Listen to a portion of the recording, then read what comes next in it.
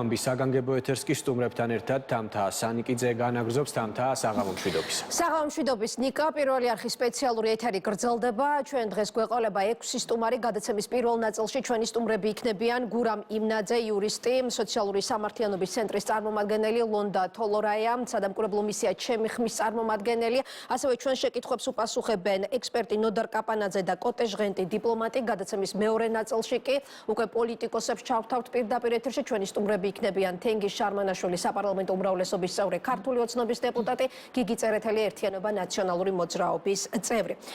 გადაცემას ვიწყებთ ჩვენ სტუმრებთან საუბრით. მადლობა სტუმრობისთვის.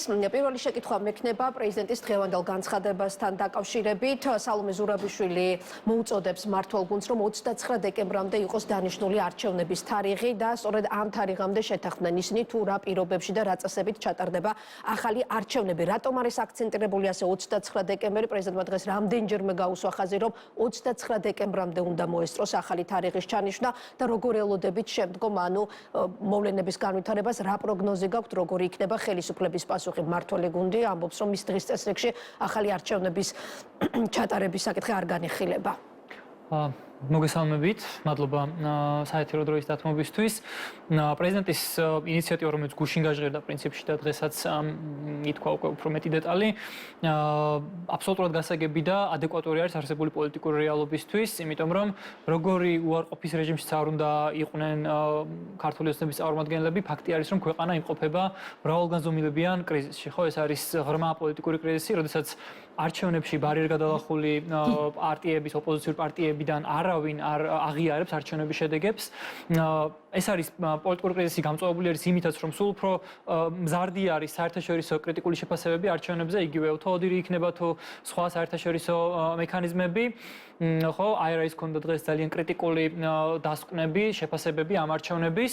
არც ერთ ხაზგასმითობა, არც ერთ დემოკრატიულ სახელმწიფოს არჩევნების შედეგები არ უღიარებია, არ განუცხადებიათ, რომ ისინი მზად არიან ახალარჩეულ ხელისუფლებასთან პოლიტიკური თანამშრომლობისთვის, პარტნიორობისთვის და პოლიტიკური კრიზისის მიღმა ჩვენ ვართ ღრმა ინსტიტუციურ დემოკრატიულ კრიზისში, სამართლებრივ კრიზისში. ხო, ის რასაც თბილისის ქუჩებში ვხედავთ, ხო, როდესაც აბსოლუტურად შიშველი ძალადობა ვნახეთ ჩვენ მშვიდობიანი მოქალაქეების წინააღმდეგ, რომელიც უბრალოდ არ მართლდება და მე გულწრფელად ესეთი განცდა მაქვს, რომ დღემდე ჩვენ ჯერ კიდევ არ გვაქვს სრულად გააზრებული ამ ძალადობის მასშტაბი, ამ ბოროტების სიმძიმე, რაც ჩვენ ვნახეთ 28 ნოემბრიდან დღემდე, განსაკუთრებით საწყის დღეებში რუსთაველის გამზირზე. ხო, როდესაც ესეთი მძაფრი არის ვითარება და ჩვენ არ გვყავს ფაქტიურად ინსტიტუტები, სასამართლოთი დავიწყოთ, თუნდაც, რომელიც აი ამ კრიზისის ინსტიტუციური რეჟიმიდან ინსტიტუციური ჩარჩოთი განტვირთავდა.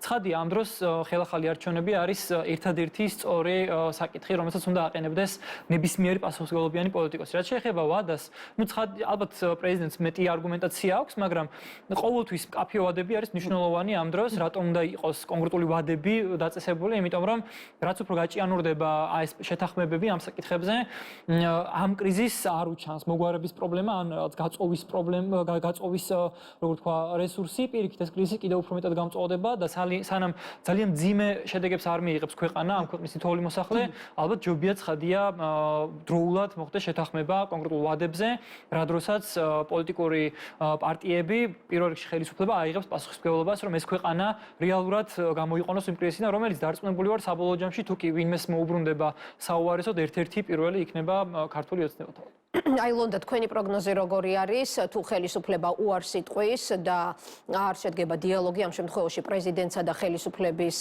წარმომადგენლებს შორის, აი როგორ ელოდებით მოვლენების განვითარებას 29 დეკემბრის შემდეგ და რატომ არის ასე მკაფიოდ მოთხოვნა, რომ 29 დეკემბრამდე კვირამდე იყოს არჩევნების თარიღი ჩანიშნული? დღეს პრეზიდენტს რამდენჯერმე ჰქონდა ამ საკითხს აქცენტირება. მოგესალმებით კიდევ ერთხელ, მადლობა მოწვევისათვის. მიხარია, რომ ამდენი წლის შემდეგ ისე ვარ ამ სტუდიაში.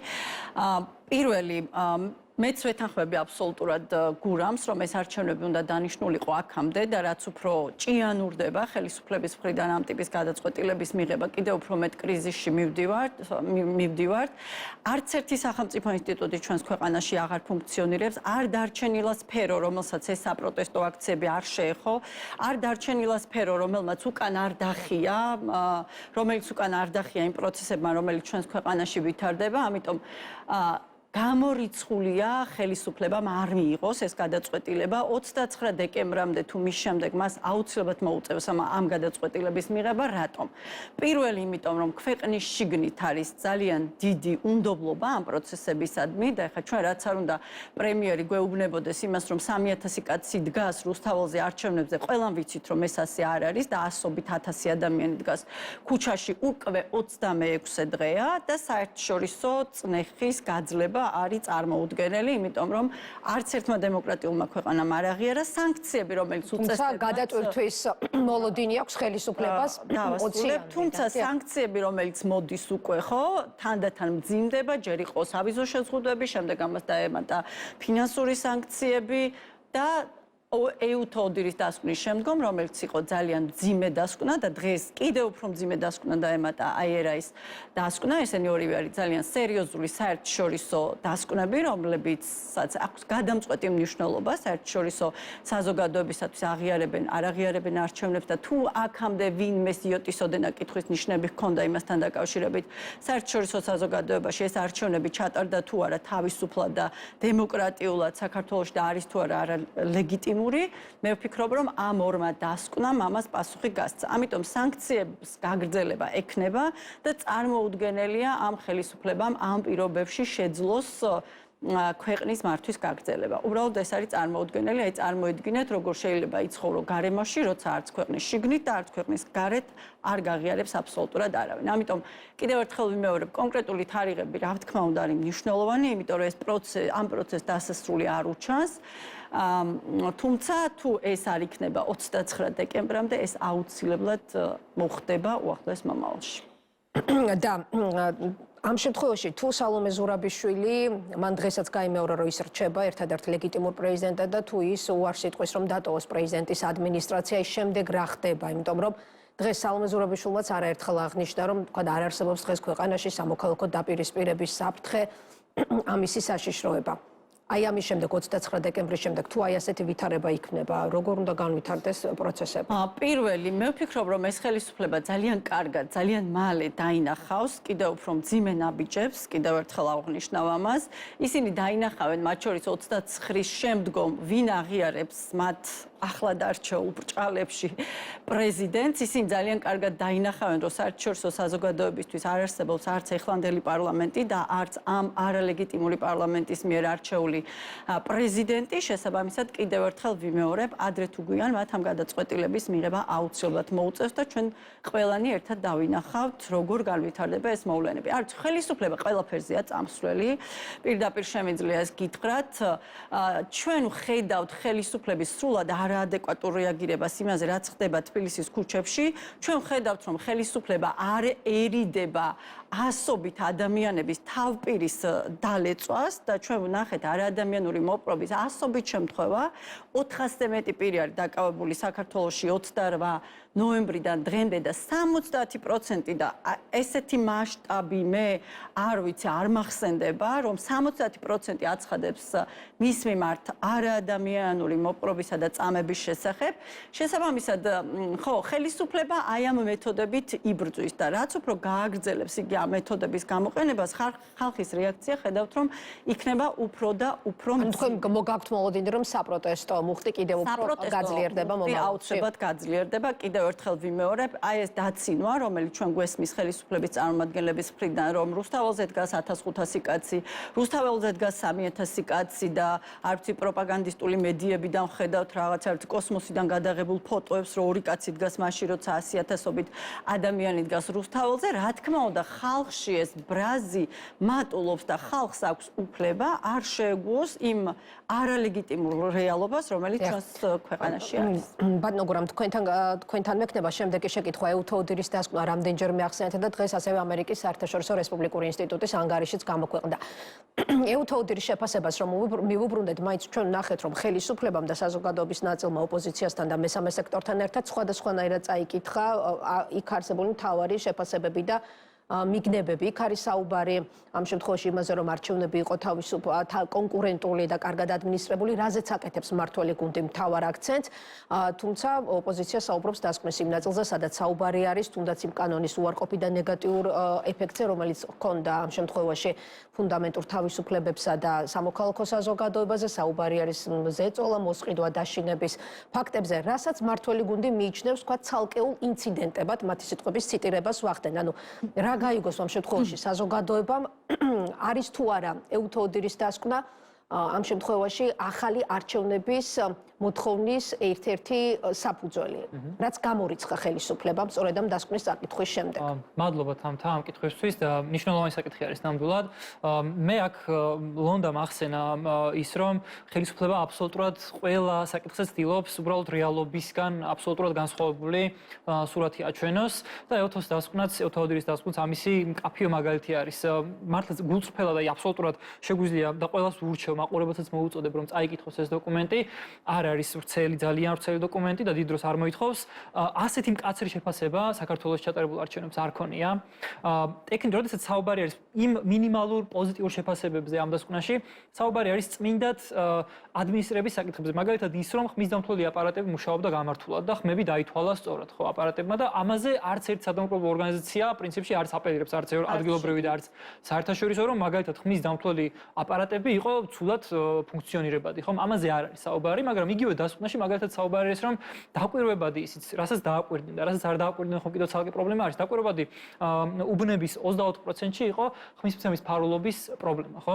იყო პრობლემური წინასაარჩევნო კონტექსტი და საარჩევნო კონტექსტი, როდესაც ძალადობრივი დაშინების ხერხები გამოიყენებოდა მასშტაბურად და საბოლოო ჯამში არჩევნების ერთ-ერთი სანდობის ფაქტორი, ხო, თუნდაც რაც უნდა იყოს გასაჩივრება და სამართლიანი სასამართლო დავები, ხო, რომელმაც მერე სასამართლომ უნდა აჩვენოს, რომ თუ კი ვიღაცა არ ეთანხმება საარჩევნო შედეგებს, წავიდეს, იდაოს და სასამართლომ ნეიტრალურმა სუბიექტმა, ნეიტრალურმა ინსტანციამ გადაწყვიტოს თქვენ მართალი, ხო?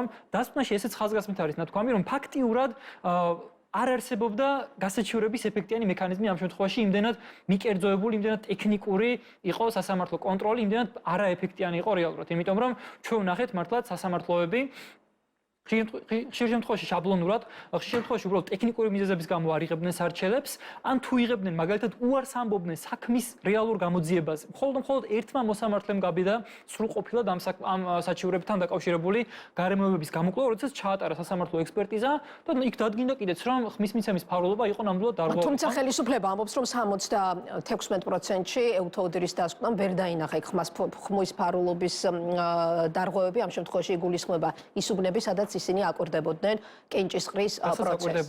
რასაც აკვირდებოდნენ, კი. და მეორე, ანუ 24% გამოდის, რომ თუნდაც ეს რომ ავიღოთ, რომ მხოლოდ 24%-ში იყო ეს ფუნდამენტური პრობლემა დარღვეული, ანუ 1/4 ამომრჩეულის ხმების ფაქტიურად და ეს არ არის მათემატიკური დათვლა, მინდა მაყურებელს აუხსნა ხაზგასმით, რომ როდესაც ხმის მიცემის ფარულობა დგება რისკის ქვეშ, ხომ, სულ რომ 10% იყოს ასეთი პრობლემა. ეს უკვე თლიანი მოსახლეობისთვის არის კითხვის ნიშანი, იმიტომ რომ მათ აღარ აქვთ გარანტია, რომ მათი ხმები იქნება ფარული.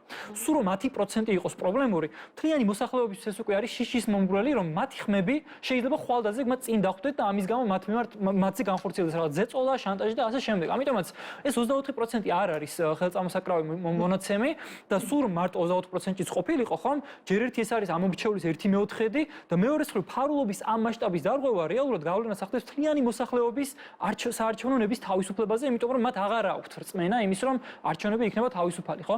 და ამიტომაც ეს არ ვიცი, მე სხვა მეტად კაფეო როგორ უნდა ითქვას და ვინ უნდა გითხრას კიდევ რომ ეს არჩევნები არ იყო რეალურად ის არჩევნები, სადაც მოსახლეობის ნება იყო სამართლიანად გამოხატული და საბოლოო შედეგები ასახავს ჩვენი ქვეყნის მოქალაქეების განწყობებს, მე ვერ წარმოვიდგენია, იმიტომ რომ მართლაც თეთრით შავით თეთრზე წერია, რომ ეს არჩევნები იყო უპრეცედენტოდ მანიპულირებული ხელისუფლების მხრიდან და თქვენ ასეთ პოლიტიკური პროცესებიც იგივე ის ფაქტი რომ დღეს სალომე ზურაბიშვილი არის ძალიან მნიშვნელოვანი პოლიტიკური აქტორი, ხომ? ეს ყველა ეპიზოდში ჩანს. ჩვენ ვხედავთ რომ სალომე ზურაბიშვილს რეალურად დღეს აქვს უპრეცედენტო პრეზიდენტის როლზე აუცილებლად კითხავთ სულ რამდენიმე წუთში მანამდე ეს არჩევნების თემა ხელისუფლება მუდმივად აპელირებს განსაკუთრებით იმ საერთაშორისო აქტიორების განცხადებებზე, რომლებიც ეუთოოდირის დასკვნის გამოქვეყნების შემდეგ საუბრობენ კონკრეტული გარკვეული რეკომენდაციების შესრულების აუცილებლობაზე. მაგალითად, დღეს EUTO საპარლამენტო ასამბლეის პრეზიდენტის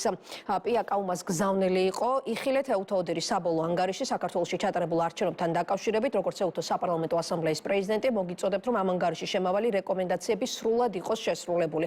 ასევე ჩვენ ვნახეთ გაფართოების საკითხებში ევროკომისრის კოსის განცხადება, სადაც ის ამბობს, რომ საქართველოს ხელისუფლებამ სასწრაფოდ უნდა შეასრულოს პრიორიტეტული რეკომენდაციები, რათა დაიბრუნოს ნდობა, ასევე აღიარება და უზრუნველყოს ევროპული მომავალი, რომლის გამო 100,000-ობით მოქალაქე ქუჩაში გამოდის. მაშინ როგორ იკითხება აი ეს გზავნილები რეკომენდაციების შესრულებასთან? პირველი, აუცილებლად უნდა აღვნიშნო, რომ EUTO ოდირის დასკვნიდან ხელისუფლებამ ამოიღო მხოლოდ 2-3 წინადადება, რომელიც ეხება ამ არჩევნების გარეფასაც, რაც ქონდა მიზნად ამ ხელისუფლებას, რომ აი გარეფასადურად გამოჩენილიყო, რომ თითქოს ყველაფერი კარგად ხდებოდა აი ამ არჩევნებზე. ის რომ არჩევნები კონკურენტუნარიანი იყო და მასში 18 პარტია იღებდა მონაწილეობას, ის რომ აპარატები გამართულად მუშაობდა, ადგილობრივი სადამკვირვებლო ორგანიზაციების ანგარიშები რო ნახოთ, იგივე წერია. თუმცა ადგილობრივი სადამკვირვებლო ორგანიზაციების ანგარიშის 99% ისევე როგორც EUTO ოდირის დანარჩენი ნაწილი, რომელიც ქართულმა ოცნებამ წაიკითხა, მაგრამ საზოგადოებას არ მიაწოდა, წერია საშინელებები, სისტემური დარღვევები ამომრჩეველთა, არ ვიცი, რომ არ ქონდათ უფლება შიშის გარეშე მიეცათ ხმა და ასე შემდეგ და ის რომ კამერები დაუყენეს ამომრჩევლებს, ის რომ მელანიჟონავდა, ის რომ არაუფლებამოსილი პირები იდნენ არჩევნებში კენჭისყრის შენობაში, მის გარეთ დაგვაკონტროლებდნენ და ასე შემდეგ, ის რომ იყო მასშტაბური დაშინება საჯარო მოხელეების, ის რომ ამნისტია გამოუშვეს, იმიტომ რომ ესეც ამომრჩევლების მოსყიდვის გზა იყო და ასე შემდგომ. თქვენ თვითონვე ახსენეთ, რომ EUTO ოდირის დასკვნაში წერია, რომ ამ რეკომენდაციების შესრულება საჭიროა იმისათვის, რომ დაიბრუნონ ნდობა. ანუ ნდობა არ არსებობს. და ეხლა დღეს გამოქვეყნებულ ის დასკვნაში წერია პირდაპირ ასეთი რაღაცა და მე ციტირებ, საზოგადოებამ უნდა აღიაროს არჩევნების შედეგი. ეს აუცილებელია ლეგიტიმაციისათვის და დემოკრატიული სტაბილურობისათვის, მაგრამ ამისთვის საჭიროა ინსტიტუტებისა და საარჩევნო პროცესისადმი ნდობა. შედეგების მიუღებლობა საზოგადოებაში, რა თქმა უნდა, ის რომ საზოგადოებამ ეს შედეგები არ მიიღო, ეს აჩენს უდიდეს კითხვის ნიშნებს ამ არჩევნების ლეგიტიმურობაზე. ეს წერია პირდაპირ.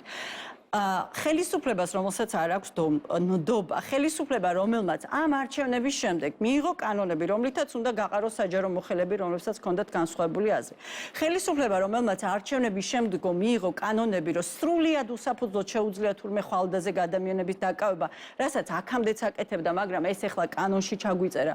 ხელისუფლება, რომელიც ერთ დღეში, ერთ საათში იღებს კანონებს, რომლითაც სრულიად, არ ვიცი, აკრძალა გამოხატვის თავისუფლება არჩევნების შემდგომ. როგორ გონიათ ამ რეკომენდაციებს შეასრულებს ეს ხელისუფლება, რომელმაც არჩევნები გაგვიყალბა და პლუს ამას ამატებს ახლა რაღაცა დაგვირგვინებას, რომ ბოლოს ოფიციალურად არა, უბრალოდ იცით რომ ჩემი კითხვა იყო, იყო ის რომ ახალი არჩევნების ჩატარება, აი ეს აქტიურად რატომ არ ჟღერს ეს მოთხოვნები, მაგალითად საერთაშორისო აქტორებისგან და რატომ საუბრობენ ისინი რეკომენდაციების შესრულებაზე. კიდევ ერთხელ ვიმეორებ, სანქციები დაიწყო, რომელიც მძიმდება. მათ შორის საერთაშორისო აქტორებმა უკვე დაიწყეს საუბარი არჩევნების ლეგიტიმურობა ლეგიტიმურობაზე და ასე შემდეგ.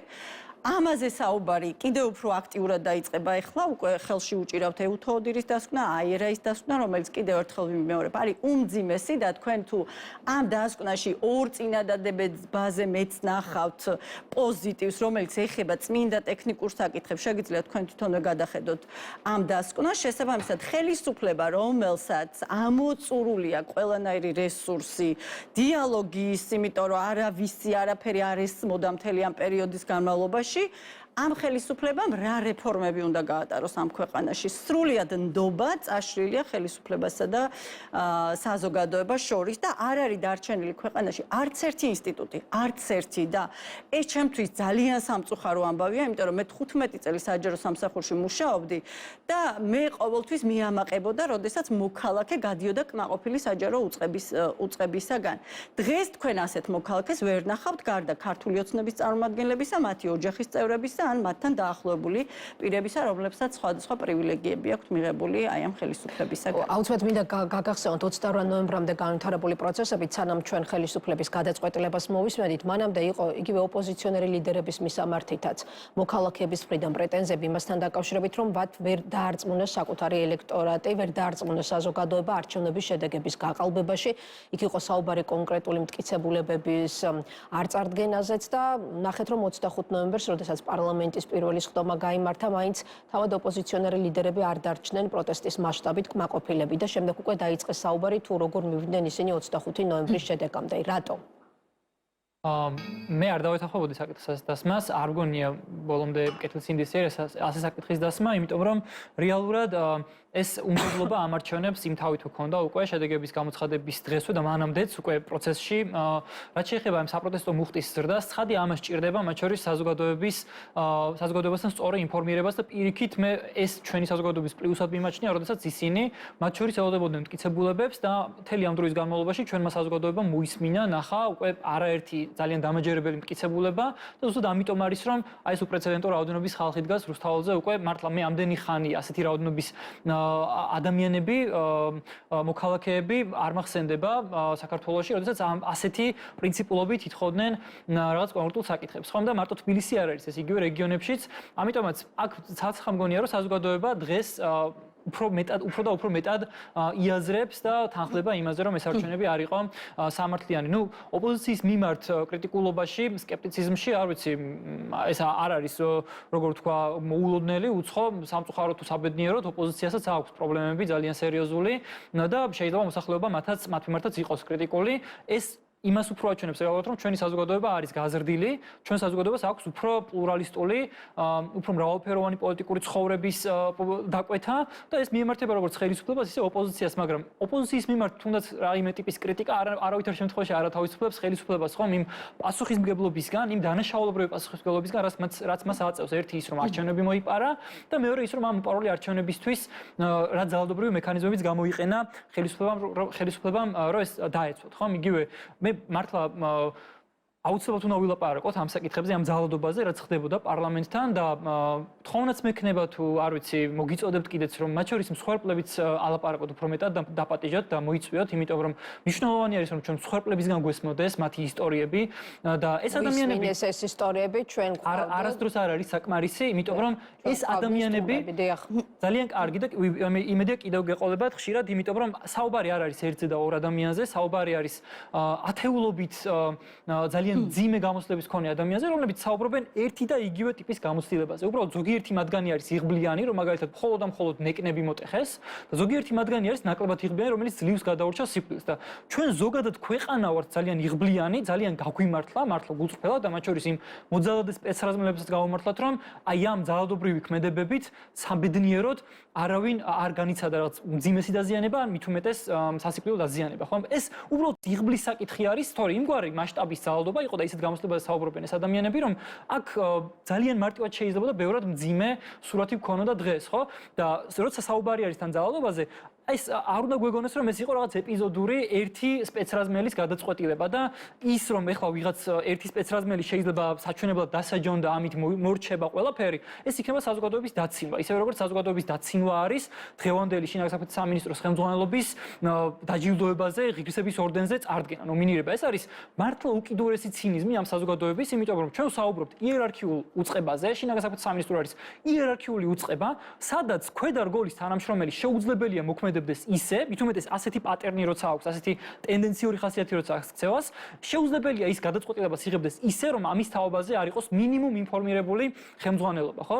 და ჩვენ ხედავთ, რომ სისტემური ძალადობა განგრძობად რეჟიმში ხდებოდა და ამ სისტემური ძალადობის სავარაუდო ორგანიზატორები არიან წარგენილები ღირსების ორდერზე, ხო? ნუ არ ვიცი, ამაზე ცინიკური რა უნდა იყოს და ამაზე ცინიკური ალბათ შეიძლება უბრალოდ ის იყოს, რომ ასეთი დანაშაულების გამოძიებას გვერდება ხელისუფლება, ხო? არავის არ აქვს მათი ამგვარი დაპირების იმედი თუ რწმენა, იმიტომ რომ ჩვენ ვიცით და წარსული გამოცდილებაც გვახსოვს, რომ ასეთი ძალადობრივი ფაქტები სამწუხაროდ არ არის გამოძიებული არასდროს. დიახ, თქვენც აღნიშნეთ, რომ დასაწყისში უფრო მეტად იყო ძალადობრივი ფაქტები, სხვათა შორის ხელისუფლებაც ამ ფაქტზე აპელირებს და ისინი როდესაც აცხადებენ, რომ თქვა აქციის მონაწილეთა გარკვეული ჯგუფები იყვნენ აგრესიულები, სწორედ ამით ხსნიან ისინი იმ მძიმე კადრებს და იმ ძალადობრივ ქმედებებს, რაც ჩვენ ვიხილეთ. თქვენც აღნიშნეთ, რომ იყო უფრო მეტად დასაწყისში ეს ძალადობა გამოხატული და შემდგომ არაირით ხსნით ამ გარემოებას. იმით ხსნი, რომ ძალადობის და ეს არ არის ახალი ხელწერა ხელისუფლებისგან, იმით რომ ხელისუფლება ცდილობს ძალადობით დააშინოს საზოგადოება. ამ შემთხვევაშიც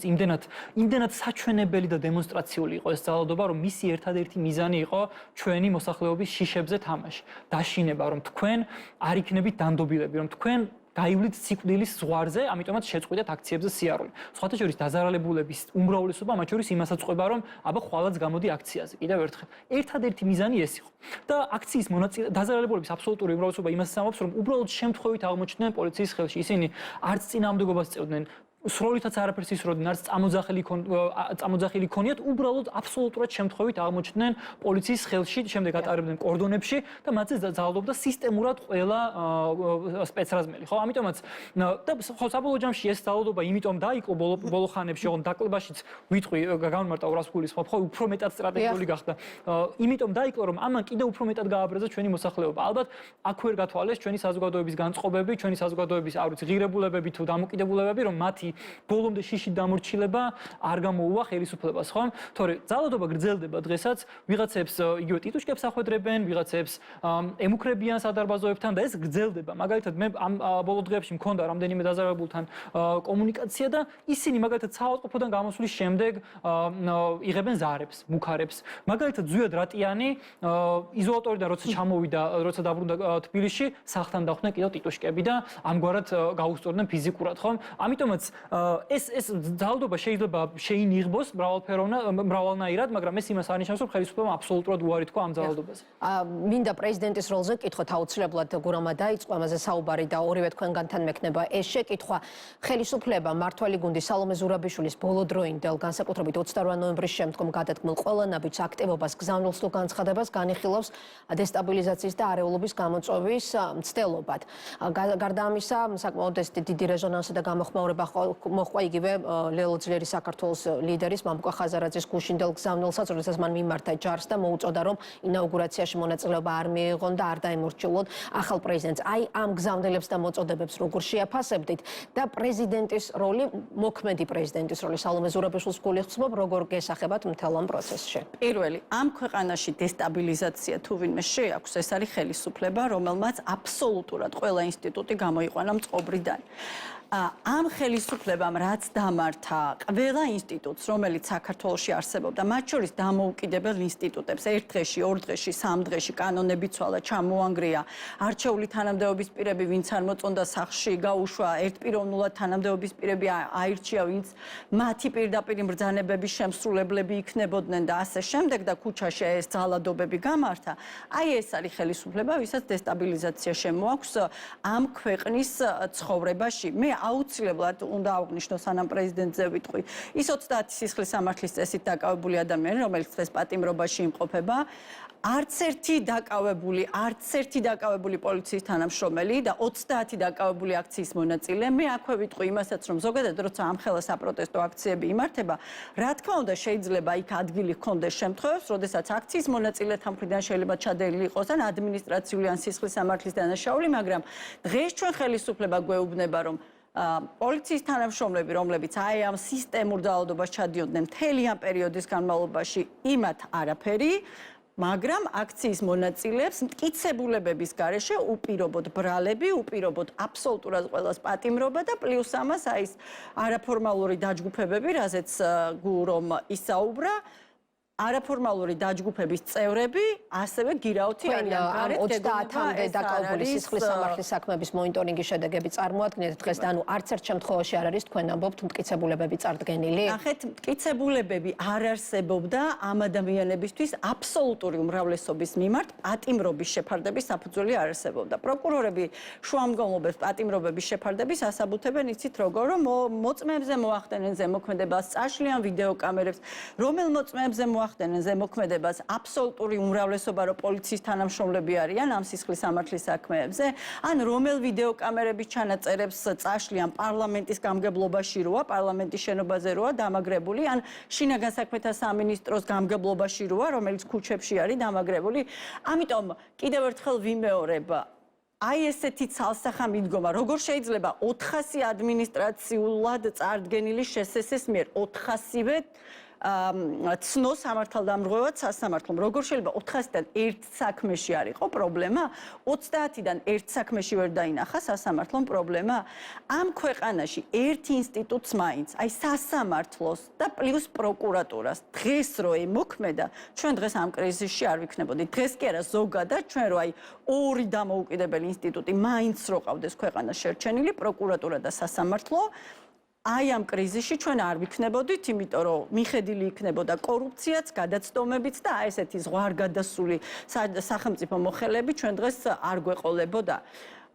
ხო, ამიტომ დესტაბილიზაციაზე როცა ვსაუბრობთ, ამაზე პასუხისმგებლობა ეკისრება ხელისუფლებას და კიდევ ერთი საკითხი მათი მხრიდან ასევე იყო ნათქვამი, რომ აი ეს რაღაცა ქუჩებში ეს არაფორმალური დაჯგუფებები, არ ვიცით ვინ არიან, ვისგან იმართებიან, შენ თუ ხელისუფალი ხარ, შენ თუ სამართალდამცავი სისტემები მოწოდების სიმაღლეზე გყავს და შენ თუ იმას ვერ არეგულირებ, რომ ქუჩაში ესე ჩვენ აქციის მონაწილეებს არ დახვდნენ და თავპირი არ გაგვიერთიანონ, მოდი წადი მაშინ შენ ესე იგი ვერ ასრულებ ამ ფუნქციას. ბატონო გურამ, აი პრეზიდენტის როლზე მინდა გკითხოთ, როგორ ხედავთ მის როლს და რამდენად არის მისი უფლებამოსილებები მის მიერ გადადგმული ნაბიჯების შესატყვისი ქვეყნის უზენაეს კანონსთან, რომლის მიხედვით პრეზიდენტი უნდა იყოს ქვეყნის ერთიანობის და მთლიანობის გარანტი.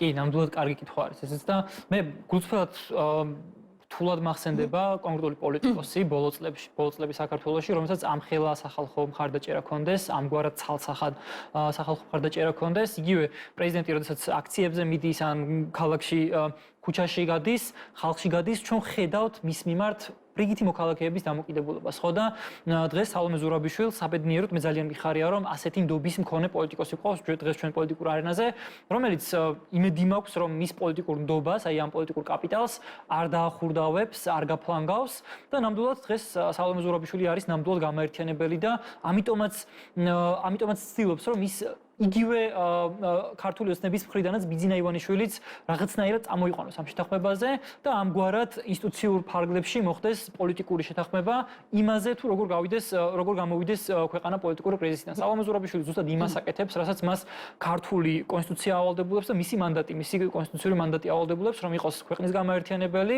და რომ ქვეყნის ერთიანობისთვის, სტაბილურობისთვის გააკეთოს ყველაფერი. სხვა შემთხვევაში ჩვენ მართლა დღეს ქართული ოცნება გვთავაზობს უბრალოდ საზოგადოების გახლეჩვას, სადაც არსებობენ მხოლოდ ქართული ოცნების ამორჩევლები, ხომ?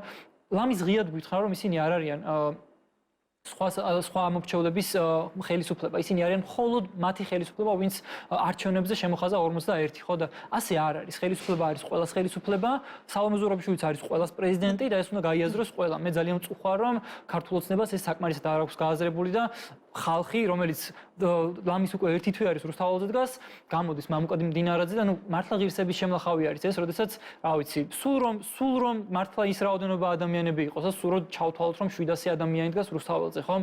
700 მოქალაქე, შენი 700 მოქალაქე არის შენი 700 მოქალაქე და მათ პროტესტს, მათ წუხილს უნდა მოусმინო ყურადღებით და ასეთი აგდებული დამოკიდებულება ხელისუფალს არ უნდა ახასიათებდეს, მაგრამ ჩვენ 7-ს კი არ ხედავთ, ხომ? ხედავთ, რა ვიცი, 200,000 მოქალაქეს, რომელიც ძალიან გაბრაზებული არის და ამ ბრაზის მიუხედავად დღემდე მშვიდად ძალიან კონსტრუქციულად ითხოვს იმას, რასაც იმსახურებს და რაც ეკუთვნის ქართულ ხალხს რეალურად. პოლიტიკური სპექტრის როლს როგორ ხედავთ? ჩვენ ვნახეთ, რომ დღესაც იყო კონსულტაციები ოპოზიციურ სპექტრში და იქ იყო პრეზიდენტის წარმომადგენელიც მონაწილეობდა, ასევე 2 დღის წინ ისინი თავად პირადად ესტუმრენ პრეზიდენტს და ჰქონდათ კომუნიკაცია. ვიცით, რომ ხვალ უნდა წარმოადგინონ ყოველ შემთხვევაში ასე დაანონსა ერთიანობა ნაციონალური მოძრაობის ერთ-ერთმა ლიდერმა გიორგი ვაშაძემ, რომ ხვალ იქნება კონკრეტული დოკუმენტი წარმოდგენილი, სადაც გაიწერება ახალი არჩევნების ჩატარების წესი და პირობები. Როგორ ფიქრობთ, დღეს რა როლი აქვს ოპოზიციას, რამდენად ხდება ამ როლის შესრულება მათი მხრიდან, ამ შემთხვევაში ის ნაბიჯები, რომლებიც არის მათი მხრიდან გადადგმული, რამდენად მისაღები არის თქვენთვის, პირიქით უფრო უნდა გააქტიურდნენ თუ პირიქით მათი როლი უნდა იყოს უფრო პასიური, აი როგორ გესახებათ? მე გამიჭირდება პოლიტიკური შეფასებების გაკეთება, იმიტომ რომ მე პოლიტიკოსი არ ვარ და არც არასოდეს ყოფილა ამ პროცესში ჩართული, თუმცა დღეს ყველას როლი არის ძალიან მნიშვნელოვანი. დღეს ვართ კრიზისში, სადაც ყველას გვაქვს ჩვენი წილი პასუხისმგებლობა. რა თქმა უნდა, ეს პროტესტი უნდა გაგრძელდეს, ეს უნდა იყოს მშვიდობიანი. რა თქმა უნდა, ყველას, მათ შორის ოპოზიციას უნდა ჰქონდეს თავისი ხედვა, გეგმა, როგორ უნდა გააგრძელოს ამ ქვეყანამ ცხოვრება ყველანაირ სიტუაციაში, მით უმეტეს იმის გათვალისწინებით, რომ ხელისუფლების ქცევები არის სრულად არაადეკვატური, არაპროგნოზირებადი, არ ეძებს არანაირ გამოსავალს, პირიქით ამწვავებს სიტუაციას, რასაც ჩვენ ხედავთ, ამიტომ რა თქმა უნდა, აქ ყველას როლი არის მნიშვნელოვანი, უბრალოდ პოლიტიკური შეფასებების გაკეთება მე მართლა გამიჭირდა. დიახ, მაგრამ თქვენი აზრით, აი ოპოზიციის ნაბიჯები როგორი უნდა იყოს? სხვათა შორის დღეს მოვისმინეთ ცალკეული ოპოზიციონერი ლიდერებისგან, რომ უკვე არის კონკრეტული პოლიტიკური გადაწყვეტილებების მიღების დრო, მაგალითად ნიკა გვარამიამ თქვა აი ასეთი სიტყვები, ანუ უნდა გააქტიურდნენ პოლიტიკოსები, რომლებიც ამ დრომდე 28 ნოემბრის შემდეგ დღემდე არიან მხოლოდ ამ აქციის მონაწილეები და ხო, მე არ ვიცი გააქტიურებაში რას გულისხმობთ. ეს არის წმინდა სამოქალაქო საზოგადოებრივი პროტესტი, აბსოლუტურად დეცენტრალიზებული და ეს ამ პროტესტის ძალა, მე ვფიქრობ, რომ სწორედ ამ დეცენტრალიზაციაში არის, მაგრამ ეს არ გამორიცხავს, როგორ თქვა, არ გულისხმობს იმას, რომ ამის პარალელურად პოლიტიკოსებს საქმე არ აქვთ, ხომ? ცხადია, პოლიტიკოსებს ბევრად დიდი საქმე აქვთ, ვიდრე ნორმალურ პირობებში შეიძლება ქონოდათ, იგივე საზოგადოებასთან, საკუთარ ამორჩეულთან კომუნიკაციის თვალსაზრისით, პოლიტიკური პროცესების მართვასთან დაკავშირებით, მათი ამორჩეულის მოლოდინების მართვასთან დაკავშირებით და ხო ამას იმედია აკეთებენ პარტიები, თუმცა მეც გამიჭირდება ახლა უბრალოდ მათ აჯენდაზე საუბარი, იმიტომ რომ არ ვიცი რა გეგმებს განიხილავენ, როგორ მოძრაობენ და ასე შემდეგ, მაგრამ ის რომ ეს პროცესი საბოლოო ჯამში ცხადია პოლიტიკური გადაწყვეტილებით უნდა დასრულდეს და ის რომ საბოლოო გამოსავალი კრიზისის უნდა იყოს არჩევნები, ცხადია არჩევნები პოლიტიკური პარტიების, პოლიტიკური აქტორების გარეშე ალბათ წარმოუდგენელი არის. სხვათა შორის დღეს სალომე ზურაბიშვილმაც თქვა, რომ ალბათ უნდა გამოჩნდნენ ახალი ძალებიც, იმიტომ რომ თუ მაგალითად დაინიშნება ახალი არჩევნები, იღებს მონაწილეობას იგივე პოლიტიკური სპექტრი, იგივე ოპოზიციური სპექტრი, ხომ? აი თქვენც მიფიქრობთ, რომ საჭიროა რაღაც ახალი ძალების გამოჩენა და გადახალისება? არათუ ფიქრობ, მე ძალიან ღრმად წამს და დარწმუნებული ვარ, რომ ეს პოლიტიკური კრიზისი მათ შორის მოიტანს აბსოლუტურად განახლებულ პოლიტიკურ ცხოვრებასაც, აბსოლუტურად განახლებული პოლიტიკური არ მარტო სახეებით, პოლიტიკური იდეებითაც, ხო, აქ თავარი პოლიტიკური იდეების სიახლე არის და ჩვენ გადავტვირთოთ სწორედ ამისთვის გვჭირდება რეალურად არა ის, რომ ერთი პოლიტიკური სახე მეორე მექანიკურად ჩაანაცვლოს, ჩვენ გვჭირდება პოლიტიკური იდეების სიახლე და ეს პოლიტიკური კრიზისი მათ შორის მისი განმუხტვა ახალი არჩევნებით, ამისი ერთ-ერთი ფაქტორიც არის. აქამდე რატომ ვერ მოხერხდა ეს? ამისი ახსნაც შეიძლება უბრალოდ ძალიან შორს წაგვიყვანს ამაზე საუბარი, ის რომ მთლიანად მედია სივრცე, ფინანსური სივრცე არის მონოპოლიზებული ამ ქვეყანაში, ცხადია არ იძლევა იდეალურ გარემოს, იდეალურ პირობებს, რომ ახალი გამრავალფეროვნებისთვის რა თქმა უნდა, ახალი პოლიტიკური სუბიექტების, პოლიტიკური იდეების დასაბადებლად, მაგრამ ხო, ეს რეალობაც ცხადია უნდა დასრულდეს, როდესაც ორი პოლიტიკური მონსტრი რაღაცნაირად უკვე გადავედი ეს პოლიტიკურ შეფასებაში, მაგრამ ხშირად ეს ორი პოლიტიკური მონსტრი ერთმანეთს ძალიან ხშირად ასულდგმულებს ხოლმე და ერთმანეთს აძლიერებენ იმითი, რომ ყველა სხვას განდევნიან პოლიტიკური ცხოვრებიდან, ხო? ამგვარი თამაშის წესებიც უნდა დასრულდეს და უფრო სამართლიანი, უფრო დელიბერაციული, მრავალფეროვანი პოლიტიკური გარემო მე მჯერა, რომ ეს შეიქმნება, თუ კი კრიზის მალე განმუხტავს და ხელისუფლება, ქართული ოცნება არ ჩაებღაუჭება ქვეყნის ინტერესების საწინააღმდეგოდ პოლიტიკურ ძალაუფლებას. მადლობა გურამ იმნაძე, იურისტი, სოციალური სამართლიანობის ცენტრის წარმომადგენელი, ლონდა თოლორაია, სადამკვირვებლო მისია ჩემი ხმის წარმომადგენელი იყვნენ ჩვენი სტუმრები. მადლობა საუბრისთვის.